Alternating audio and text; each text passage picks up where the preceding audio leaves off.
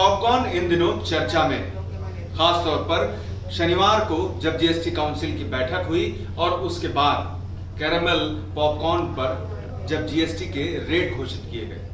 और इस बारे में हमारे साथ बातचीत करने के लिए पॉपकॉर्न मैन ऑफ इंडिया हमारे साथ हैं और मैं सूरी साहब आपसे ये जानना चाहूंगा कि कितने तरह के पॉपकॉर्न इस समय देश में भी चल रहे हैं।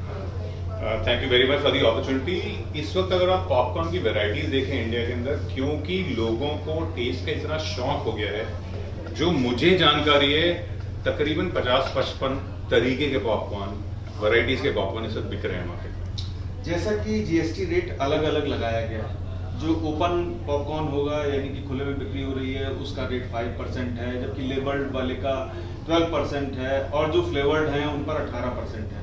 तो कितना आप इसको किस तरह से देखते हैं? सो देखिए, ऐसा है कि सबसे पहले तो मैं बोलूंगा कि अगर हम लोगों को तरक्की चाहिए जिंदगी में तो टैक्स देना तो बनता है। टैक्स देंगे तभी देश आगे बढ़ेगा और हम आगे बढ़ेंगे, पहली बात तो ये होगी। दूसरी बात ये है कि टैक्स लेना कोई बुरी बात नहीं है, बट मेरे को ये लगता है, ये मेरा मानना है कि टैक्स ना एक रैशनलाइज होना चाहिए, एक रीजनेबल रेट लेना चाहिए, इतनी लेयर्स ऑफ कैटेगरीज नहीं होनी चाहिए। तो मेरे हिसाब से, क्योंकि मैं रेस्टोरेंट्स में काफी काम करता हूँ और होटल में बड़ा काम करता हूँ, मुझे ये लगता है कि एक स्टैंडर्ड टैक्स स्लैब होना चाहिए खाने पीने के लिए, जो रेस्टोरेंट में भी चार्ज है, जो सिर्फ 5% है। So instead of having different categories we should have only one tax slab for every food item. 5% GST हर तरीके के खाने पे होना चाहिए। लेकिन पहले से ये तय है, चूंकि जीएसटी काउंसिल की जब बैठक सबसे पहली बैठक हुई थी उसमें ये तय किया गया था कि जो पैक्ड फूड होगा उसका रेट अलग होगा, जबकि ओपन जो खुला बिक्री होगा उसका रेट अलग होगा। तो ऐसी स्थिति में जब ये फ्लेवर वाले पे जो 18% है, इसको किस तरह से देखते हैं? चूंकि 2 स्लैब तो पहले से थे, ये जो फ्लेवर वाला है इसको किस तरह से आप देखते हैं और कितना उद्योग क्षेत्र के लिए ये चुनौतीपूर्ण है? देखिए, ऐसा है, जैसे मैंने बोला, टैक्स पहले भी यही लगते थे, अभी उन्होंने जस्टिफिकेशन एंड क्लैरिफिकेशन दिया है कि किस स्लैब पे कितना एग्जैक्टली लगेगा। तो ये बेसिकली रैशनलाइज हुआ है अकॉर्डिंग टू द स्लैब जो पहले चल रही थी। इम्पैक्ट इसमें सेल्स का कुछ नहीं पड़ेगा। अगर टैक्स 2-3-5% बढ़ भी गया तो लोग खाने पीने से पीछे तो हटते नहीं है, सेल्स में तो कोई दिक्कत आएगी नहीं। बट मेरे हिसाब से, जैसे मैंने बोला, एक रैशनलाइज टैक्स होना चाहिए, जीएसटी होना चाहिए, जो तकरीबन 5% है। हमने इकोनॉमी को बढ़ाना भी है, इकोनॉमी जब तक रोल नहीं करेगी तो इकोनॉमी बढ़ेगी नहीं। तो मेरे हिसाब से, my personal opinion is 5%, whether it's packed और अनपैक्ड, 5% रखिए उसको। एक सवाल हर एक आम आदमी के जहन में आता है जब वो मल्टीप्लेक्स पहुंचता है और वहां पर वो पॉपकॉर्न के रेट देखता है, जो वहां की टिकट्स हैं फिल्म देखने की उनसे भी ज्यादा रेट है। तो इसकी वजह क्या है और क्यों आखिर इतना महंगा पॉपकॉर्न, जो 100 ग्राम भी 200, 250, 300 रुपए तक रेट पहुंच जाता है? देखिए, ऐसा है, आप अगर सिनेमाज की बात करें, आप अभी भी उसको आइसोलेशन में देख रहे हैं। आइसोलेशन में ऐसे देख रहे हैं, वो पॉपकॉर्न महंगे इसलिए बिकते हैं क्योंकि एक सिनेमा को बनाने की, एक मल्टीप्लेक्स को बनाने की एक कॉस्ट है, जो आज की डेट में तकरीबन 4 से 5 करोड़ रुपया पर स्क्रीन कम से कम है। तो वो बेचारे इतना पैसा लगा के मल्टीप्लेक्स बनाते हैं, फिर उसको चलाते हैं, फिर कई मूवीज चलती हैं, कई नहीं भी चलती। अगर आप यही साल देख लें, the kind of movies which are been a success are just 1 और 2।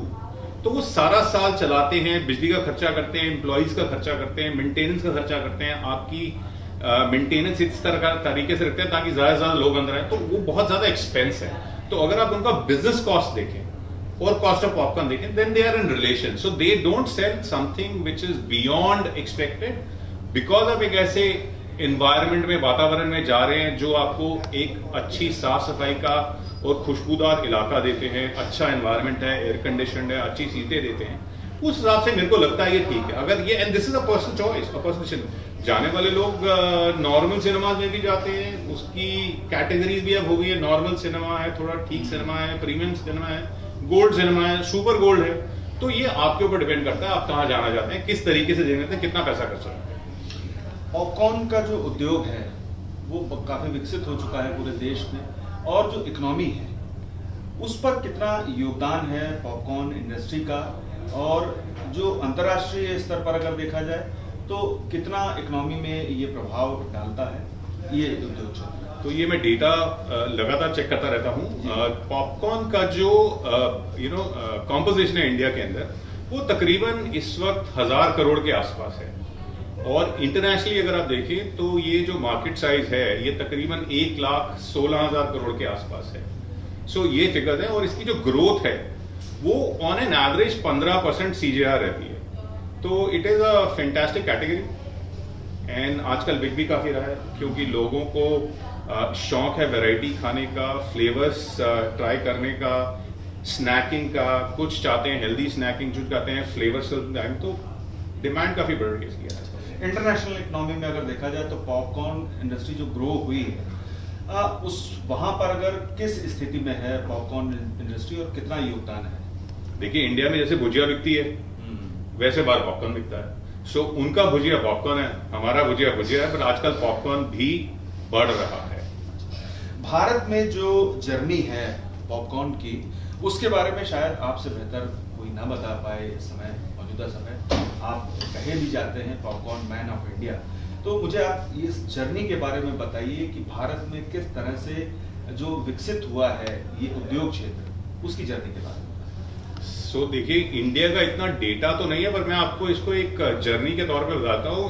पॉपकॉर्न एज अ प्रोडक्ट तकरीबन 10,000 साल पहले पाया गया था और अमेरिका में पाया गया, बट ये डोमेस्टिकेटेड या घर के यूज में। मैं इतना पीछे जाने के लिए नहीं कह रहा हूँ आपसे, 3 लाइन अगर आप सुनना चाहें। मैं ये कह रहा हूँ कि आपने जब से देखा भारत में जिस तरह से ग्रो किया है अभी पिछले अगर 3 दशकों में देखा जाए, तो उस जर्नी के बारे में मैं आपसे पूछ रहा हूँ। हाँ, अगर आप उस हिसाब से देखें तो ग्रोथ काफी फिनोमिनल है, बिकॉज मैंने जैसे बोला कि लोगों का लाइफस्टाइल बदल रहा है, अर्बनाइजेशन बहुत हो रहा है, स्नैकिंग बहुत लोग कर रहे हैं आजकल, तो उस हिसाब से पॉपकॉर्न की ग्रोथ फिनोमिनली गुड है, एंड ये आने वाले समय में और बढ़ेगा ही। So that is been the trend, and of course अगर आप देखें पॉपकॉर्न हमारे नॉर्थ इंडियंस के बीच में बसा हुआ, जब लोहड़ी आती है जो आने वाली है, तो उस टाइम पे तो पॉपकॉर्न खूब ही बिकता है, लिटरली हर घर में यूज होता है, भुजिया के तरह भुजिया से ज्यादा होता है शायद। यानी कि फिल्मों का जो मल्टीप्लेक्सेस हैं और जो सिनेमा घर हैं उनका काफी अहम योगदान रहा है, खासतौर पर पॉपकॉर्न इंडस्ट्री को आगे बढ़ाने में। आप बिल्कुल ठीक कह रहे हैं, जो आदत हम लोगों को डली है वो कुछ हद तक सिनेमा से भी डली है। पहले तो हम खाते ही थे, बाहर रेडी में भी पॉपकॉर्न बिकते थे और दुकानों में बिक रहे थे, कार्निवल में बिकते थे, फेट से बिकते थे, बट सिनेमा ने हमें कुछ ज्यादा अच्छे से हमारे लाइफस्टाइल में एम्बाइब कर दी, बिकॉज वहाँ पे quality of popcorn, taste of popcorn और फ्लेवर ऑफ पॉपकॉर्न जो बिकता है वो बहुत बढ़िया और बेहतरीन है, उस वजह से वो ज्यादा एम्बाइब हो गया हमारे लाइफ में। विपक्ष जीएसटी काउंसिल की बैठक के बाद लगातार इस पर हमलावर है कि जो पॉपकॉर्न है उस पर 3 अलग अलग रेट रखे गए हैं। आपका क्या कहना है, और उद्योग क्षेत्र जो है पॉपकॉर्न का वो क्या मानता है इस मामले में? सो देखिए, ऐसा है, जैसे मैं कहा पहले भी, मैं चाहता हूं रैशनलाइजेशन ऑफ जीएसटी होना चाहिए।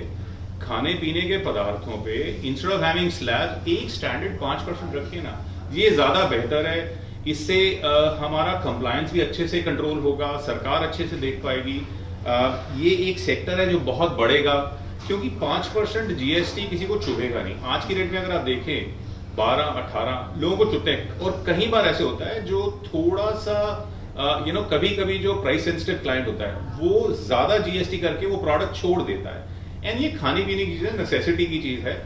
स्नैकिंग अगर आप सारा दिन काम कर रहे हैं, 2 मिनट आपने मूड बदला तो लोग स्नैकिंग करते हैं आज की डेट में, तो कोई बुराई नहीं है। 5% स्टैंडर्डाइजेशन रखिए, चाहे बिरयानी है चाहे कुछ है, 5% रखिए ना। पहले कितना था जीएसटी रेट और अब कितना है, क्या फर्क आ गया और कितना नफा नुकसान इंडस्ट्री को इसकी वजह से झेलना पड़ रहा? देखिए, जैसे मैंने बोला, नफा नुकसान तो बिल्कुल नहीं होने वाला। पॉपकॉर्न खाने वाले जो लोग हैं वो तो रुकेंगे नहीं, बट ये है, जैसे मैंने बोला, रैशनलाइजेशन और थोड़ा सा जस्टिफिकेशन, क्लैरिफिकेशन हो गया है। अब पहले जो था वो सेवरी पे 18 था और कैरमल पे 12 था, अभी उल्टा हो गया।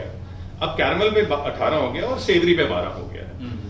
और जो पहले नमकीन वाला पॉपकॉर्न था, बटर सॉल्टेड, उस पर भी 5% था, तो वो भी वैसे ही है। सो कोई मैसिव चेंज नहीं है, ये बेसिकली सोशल मीडिया की वजह से इतना लोगों ने मीडिया में बोल दिया कि it came into attention of a lot of people. In fact अगर आप यकीन जाने, बच्चे भी इसको देख के बात कर रहे हैं, इतना पॉपुलर प्रोडक्ट कैटेगरी है। अच्छा, एक चीज मैं ये जानना चाहूंगा कि पहले जो कैरामल था वो सस्ता मिलता था, जीएसटी रेट जो कि कम था, और जो बटर फ्लेवर्ड था वो 18% पर आता था। तो यानी कि अब उल्टा हो गया, कैरमल वाला महंगा मिलेगा, यानी कि जो महंगे सस्ते वाला जो नफा नुकसान वाला इशू है उसको छोड़ करके हम ग्राहक पे आते हैं कि जो महंगा होगा वो कौन सा ग्राहक को पड़ेगा। मैं आपके लिए सिंप्लीफाई कर देता हूं, अभी भी थोड़ा सा डिस्कनेक्ट है। मेरी रिक्वेस्ट यही रहेगी, जो भी नोटिफिकेशन इशू करते हैं कि उसके अंदर थोड़ा सा डिटेल में एक्सप्लिसिटली उसको डिस्क्राइब करें। जो नमकीन पॉपकॉर्न है जिसके अंदर सॉल्ट होगा और तेल होगा और कर्नल होगा वो 5% पे है, वो अनब्रांडेड रहेगा। वो जैसे सड़कों पे, रेडी पे, फेस्टिवल्स में, फेयर्स में बिकता है उसमें 5% रहेगा। जो प्रोडक्ट के अंदर तेल, नमक, मसाला और पैक होगा उसमें अब 12% लगेगा। पहले इसमें 18 लगता था, अब 12 लगेगा, तो अब कम हो गया है इसके अंदर। जो प्रोडक्ट ये अब आपको क्विक कॉम में या मार्केट प्लेस दिखता है अब उसमें 12 लगेगा। और जो प्रोडक्ट के अंदर मीठा, नमक, कर्नल और ऑयल डलेगा वो 18% पे जाएगा, और वो भी प्री पैक होना चाहिए। सो पहले मीठे पे 12 था, अब 18 हो गया है। सो ये हुआ है, और इससे एज आई सेड खाने पीने पे कोई फर्क नहीं पड़ेगा, खाने पीने वालों को कोई फर्क नहीं पड़ेगा। क्लैरिफिकेशन यही है कि जिसके अंदर नमक, तेल और मक्का है 5%, जिसमें नमक, तेल, मक्का और मसाला है 12%, जिसमें नमक, तेल, मक्का और चीनी है वो 18%। एक चीज मैं आपसे ये जानना चाहूंगा, चूंकि इतना लंबा वक्त आपने पॉपकॉर्न को दिया है और पॉपकॉर्न का जो विकास है वो आपने देखा है, अब जो नए प्रयोग हो रहे हैं इस उद्योग क्षेत्र में वो क्या है? लोग कोशिश कर रहे हैं, क्योंकि हेल्थी स्नैकिंग की डिमांड बढ़ रही है। लोग कोशिश कर रहे हैं कि कॉर्न कर्नल से कुछ और प्रोडक्ट्स बनाए जाएं। सो कईयों ने तो, अब जैसे नाचोज यूएस में बहुत पॉपुलर है, वो भी कॉर्न प्रोडक्ट्स है, तो आजकल नाचोज बहुत बिक रहे हैं, वो भी काफी बिकना चाहिए, just because it is healthy, it is baked, it is not deep fried और इट्स पार्शली फ्राइड।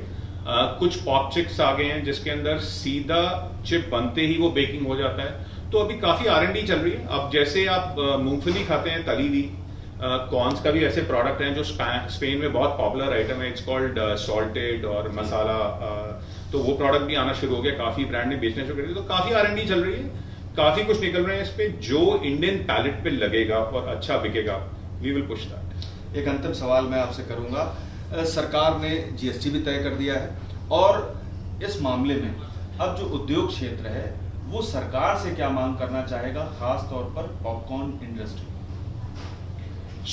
देखिए, मेरी तो यही मांग है कि एक रैशनलाइज्ड फिक्स्ड GST रखी जाए, दैट इज नंबर 1। यानी कि एक रखी जाए, एक ही रखी जाए, हाँ, 3 स्लैब जाए, एक ही रखी जाए, 5% रखा जाए, जिससे उद्योग बढ़ेगा भी और सेल भी बढ़ेगी और इकोनॉमी बढ़ेगी। दैट्स 3 रखने से क्या कंफ्यूजन क्रिएट होगा? बहुत कंफ्यूजन क्रिएट हो जाएगा, कंप्लायंस में भी, कस्टमर के माइंड में भी, सभी के माइंड में बहुत कंफ्यूजन है। एक तो ये, दूसरा we are all growing towards as one global village. मतलब आज अगर आप चाहें तो आप इंडिया से ही सोचें कि मैं सारा काम कर लूं, आप कर नहीं पाएंगे। हमें एक दूसरे देशों की बहुत सहयोग की जरूरत है, ग्रो करने की जरूरत है, और हाथ पकड़ के मिलके जुल के चलना चाहिए। जैसे हम कुछ चीजें बाहर से इंपोर्ट करते हैं, तो सरकार को चाहिए कि जो इंपोर्ट का प्रोसेस है इन सच कमोडिटीज वो थोड़ा और लूजन अप करना चाहिए, और उसके अंदर ड्यूटी स्ट्रक्चर भी थोड़ा कम करना चाहिए। बिकॉज आज की डेट में अगर आप पॉपकॉर्न इंपोर्ट करें तो 52 या 53% ड्यूटी आपको देनी पड़ती है। कभी कोई मांग आपकी ओर से की गई, इंडस्ट्री की तरफ से की गई इस बारे में? सर, अनफॉर्चुनेटली पॉपकॉर्न का कोई ऐसा एसोसिएशन ही नहीं है। मैं काफी टाइम से चाह रहा हूं कि बनाया जाए और इसको आगे बढ़ाया जाए। तो क्योंकि हम ग्लोबल विलेज की तरफ बढ़ रहे हैं, हमें ये इंपोर्ट्स पे भी थोड़ा सा ध्यान देना चाहिए, ताकि हम मिलजुल के इकट्ठा बढ़ें, आगे काम करें और इकोनॉमी को, चाहे इंडियन इकोनॉमी है या वर्ल्ड इकोनॉमी है, उसको बढ़ाएं और आगे लेके जाएं। तो ये मेरी तरफ से रिक्वेस्ट है। हमसे बात करने के लिए बहुत बहुत शुक्रिया। तो आपने सुना पॉपकॉर्न मैन ऑफ इंडिया को, जिनके मुताबिक GST की जो दर है वो एक होनी चाहिए, और सरकार को जो निर्यात किया जाता है सामान, उसमें भी कई पहलुओं पर ध्यान देने की जरूरत है। और अभी तक पॉपकॉर्न क्षेत्र में जो उद्योग क्षेत्र है उसका कोई संघ नहीं है, इसलिए कोई मांग नहीं रखी जा सकी है सरकार के सामने, लेकिन खुद पॉपकॉर्न मैन ऑफ इंडिया ये मांग कर रहे हैं। तो ऐसी स्थिति में सरकार से उम्मीद की जाती है कि वो जरूर ध्यान देगी। पीयूष पांडे, TV9 भारतवर्ष, नई दिल्ली।